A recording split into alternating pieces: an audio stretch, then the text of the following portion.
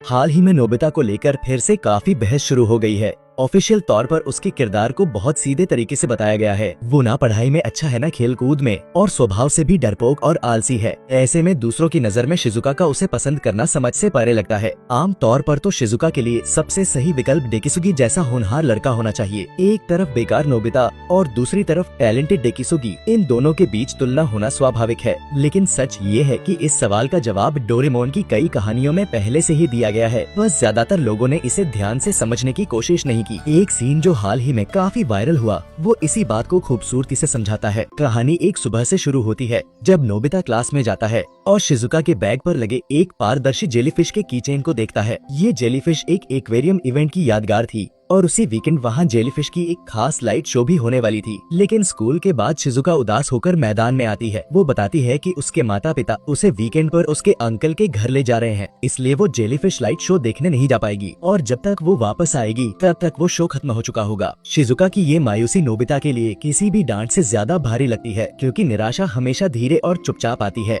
लेकिन जो तुम्हें सच में पसंद करता है वो इसे महसूस करता है और उसका जवाब देता है। वीकेंड पर जाने से पहले शिजुका को नोबिता की तरफ से एक हाथ से बना हुआ टिकट मिलता है, जिस पर टेढ़े मेढ़े अक्षरों में लिखा होता है जेलीफिश फेस्टिवल नाइट, और उस पर 2 नीली पारदर्शी जेलीफिश भी बनाई होती हैं, जो उसके बैग के कीचेन जैसी ही दिखती हैं। नोबिता उससे कहता है, तुम अंकल के घर से वापस आकर मुझे मिलना, मैं तुम्हें ये शो जरूर दिखाऊंगा। शिजुका को नोबिता पर शक नहीं होता, लेकिन उसे चिंता होती है, क्योंकि जिस ट्रेन से वो लौटेगी वो आखिरी ट्रेन होगी और स्टेशन से घर तक पहुँचते पहुँचते बहुत देर हो जाएगी। लेकिन नोबिता बस मुस्कुराकर कहता है, कोई बात नहीं, मैं इंतजार करूंगा। दोनों एक दूसरे पर भरोसा रखते हैं और उस रात का इंतजार करने लगते हैं। वीकेंड के दोनों दिन नोबिता डोरेमोन के गैजेट्स की मदद से जेलीफिश तैयार करता रहता है। वो लगातार उन्हें बढ़ाता जाता है, लेकिन उसे हमेशा लगता है कि अभी भी कम है, उसे और चाहिए। धीरे धीरे जेलीफिश पूरे कमरे में फैल जाती है, फिर लिविंग रूम, किचन और आखिर में बाथरूम तक। रात में जब सब शांत होता है तो हवा में तैरती जेलीफिश की हल्की आवाज दुनिया के हर शोर को दबा देती है। अगले दिन जेलीफिश और ज्यादा बढ़ जाती है, कुछ तो वॉशिंग मशीन में भी चली जाती है और गंदगी फैला देती है। यहाँ तक कि नोबिता के पापा भी बाथरूम में फिसल जाते हैं। नोबिता समझ जाता है कि अब बात छुपाना मुश्किल है, तो वो दिखावे के लिए सफाई करता है, लेकिन असल में जेलीफिश को अपने कमरे में छुपा देता है और किसी तरह रात तक समय निकालता है।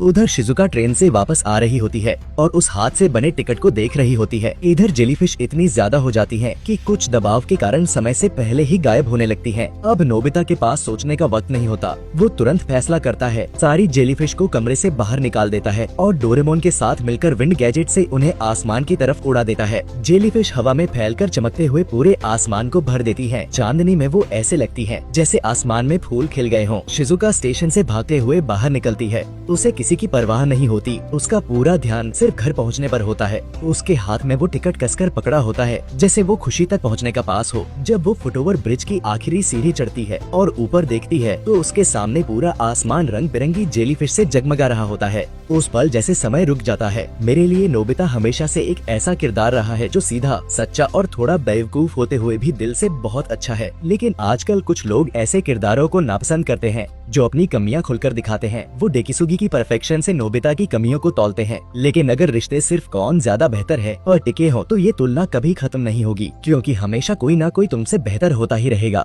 असल जिंदगी में लोग अक्सर सफल लोगों को पसंद करते हैं, लेकिन उनकी सफलता की परिभाषा अक्सर सिर्फ नंबर और पैसे तक सीमित होती है। जैसे जिसके पास ज्यादा संसाधन है वही ज्यादा अच्छा इंसान है, और इसी सोच में लोग बराबरी के रिश्ते की पुरानी सोच में लौट जाते हैं, जहाँ इंसान की असली पहचान खो जाती है। सच ये है कि कोई भी इंसान पूरे वीकेंड सिर्फ इसलिए खर्च नहीं करता कि वो अपने पसंदीदा इंसान के लिए आसमान भर जेलीफिश बना सके, और जो लोग ऐसा दिल से करते हैं वो अक्सर इस दुनिया की ओवर इमोशनल कहकर की गई आलोचनाओं में कहीं खो जाते हैं।